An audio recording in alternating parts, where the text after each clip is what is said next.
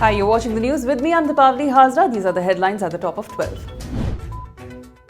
The final National Register of Citizen list has been published today. Those whose names are on the list will remain citizens of India, and those who are not on the list will have to prove they are Indians. There were a total of 3.29 crore applicants of the NRC. 19 lakh people of them have been excluded from the list. Assam Police is on its toes to stop the spread of false information in the state. Assam Chief Minister Sarbananda Sonowal assured that those people who have been excluded from the final NRC list can still challenge their exclusion by filing appeals in the Foreigners Tribunal.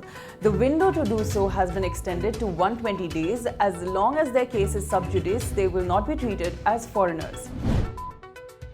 The Directorate General of Civil Aviation on Friday reiterated its safety assurance after it reviewed glitches in performance of the Airbus Neo aircraft.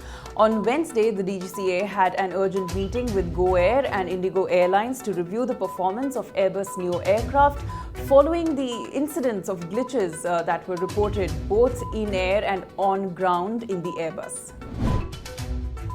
After reports of a Sikh girl being forcibly converted to Islam in Pakistan, now the MEA has sought for immediate remedial action from our neighbour. The ministry has received representations from various sections of the civil society.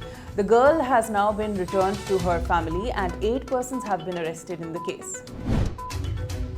In an opinion piece penned for the New York Times, Pakistan Prime Minister Imran Khan urged the world to take note of Kashmir, warning that there may be a direct military confrontation between the two nuclear-armed nations. Khan called the abrogation of Article 370 illegal, stating that it was in violation of bilateral agreements. That's all for now. Stay tuned for more updates.